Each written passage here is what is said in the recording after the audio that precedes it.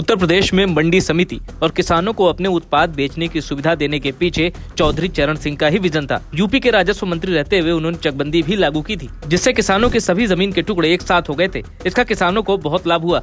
एक वक्त तो ऐसा भी आया जब गन्ना खेत में जलाना पड़ा तो कुछ किसान चौधरी साहब के निवास पर गए और कहा कि तुम गृह मंत्री के रूप में क्या कर रहे हो, हमारा गन्ना बिक नहीं रहा। इस पर चौधरी साहब ने अपनी टोपी उतार कर कहा कि मेरी खोपड़ी पर गन्ना बो दो। चौधरी चरण सिंह ने किसानों को सलाह दी कि एक ही तरह की खेती क्यों करते हो, सिर्फ गन्ने की ही खेती क्यों, कई तरह की खेती करो।